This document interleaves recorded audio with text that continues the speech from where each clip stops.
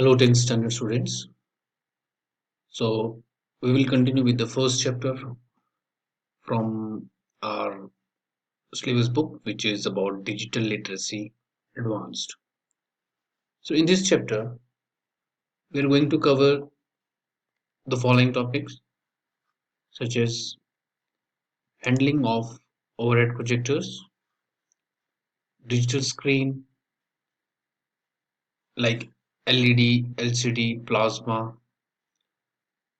next digital graphic plotters, different types of printers, fax machine, and then the speakers.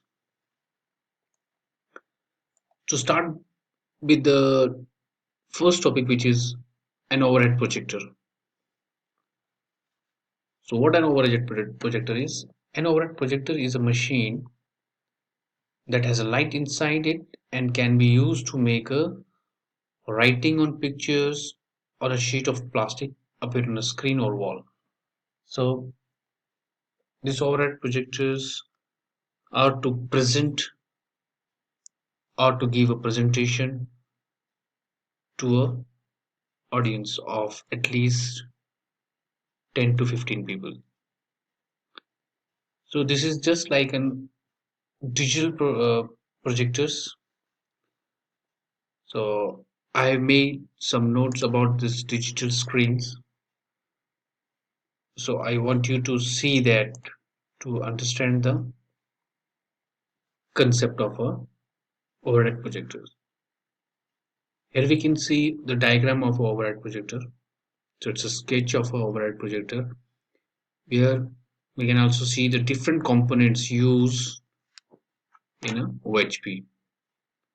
The number one indicates the front surface mirror. Then we have some adhesive tape, condenser lens, knob, and a peel-in gear. It is number four is a stage glass. Number five, Fresnel lens. Then we have a pole support supporting the all of these components hung above the OHP. Then we have a post assembly. Then rack. This pole is a rack, and number nine is a switch. So this is a sketch of overhead projector. We have some more figures of an overhead projector. Here you can see it is the another sketch of an OHP. This lens is adjustable in nature, so we can adjust the height of this lens and the elevation also. This is how it looks like with all its components. Next is the component with open head, mast, focus knob, stage opening latch tabs, base, close head, power switch, and mast mount. So this is a real image of an OHP. So here you can see this is used to keep the transparencies, and the reflection of this transparency goes to this mirror through a Fresnel lens, and it is reflected to the wall in front of the projector. So this is the base over which we can keep the transparencies, and we will study about a different transparencies we can use in a OHP in forthcoming videos. So these are some diagram of a OHP. This is a real diagram of an OHP. So coming back to the topic, parts of an overhead projector. We have seen it in a diagram, so now I think it will be a real easy to understand the components. The lamp and the reflector. We have a lamp and the reflector. I'll show you that in this. Here we have a lamp. In this diagram, you can see this side we have a lamp and a reflector. So this mirror works as a reflector. All right. So then we have a blower to blow the lamp beneath this presented stage, and then we have a base mirror. A mirror can be found in the base unit, which is at the appropriate approximate angle of 45 degrees. Here we can see in a diagram that it is fixed, uh, and it will reflect the impression of an image that comes into it through the light, and it will throw it on the wall. And next is the projection stage. This is also called a projection stage. I'll show you in the diagram. This is our projection stage, over which we keep some transparencies. So this is a glass surface where transparencies are placed to be projected, and the projection stage is also where the Fresnel lens are placed to focus and magnify the image upwards. So it has got the Fresnel lens, and uh, the next is the upper section. So in this diagram, we can see all these components 1, 2, and 3 is the upper section of the OHP.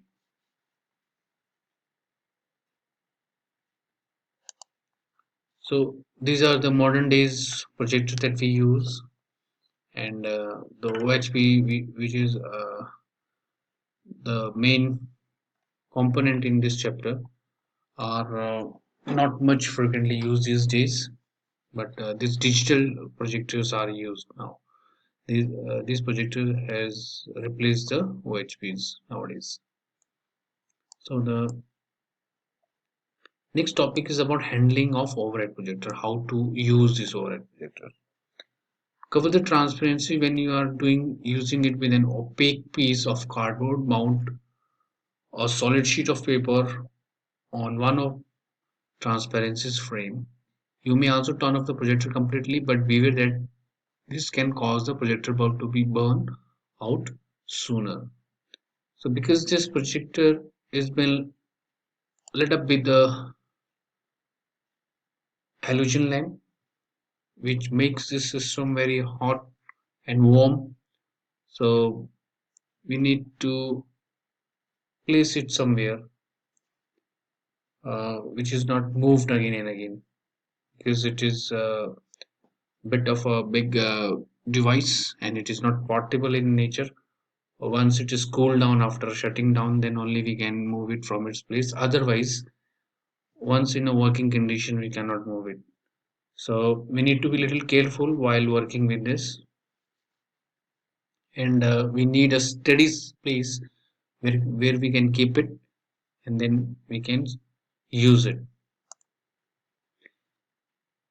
Bring a spare bulb and a glove to change the color. Obviously, when this projector is in use, if in case that halogen bulb gets out of order, we can replace it.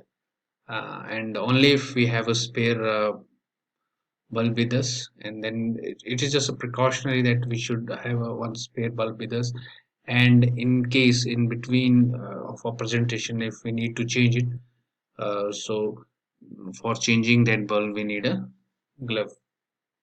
For that purpose, here it is written that we need a one hand glove to replace the bulb. Remember, hot glass look like the same as a cold glass, so means we should not take in this for granted, and should use bare-handed. Place the overhead on your right if you are in right-handed, and to your left if you are left-handed. So means according to our convenience, we need to keep the OHPs so that it is easier for us to place the transparencies over it, and to give a presentation basis on the transparencies. tape the power cord of the floor to protect you someone else from tripping. And just in case if you have using a long cord, so we need to tape that cord and then store your overhead projector transmitters in a study box or a container so that they will stay clean and protected for the next time. And once it is used, we need to keep it safely, and we should keep it in a steady place, and we should not move it very frequently when not in use. So this is what we have studied in this video about the overhead projector, components of overhead projector, and handling of overhead projectors. So about the writing part, you watch this video very carefully, and you can draw the diagram of a overhead projector in your notebooks.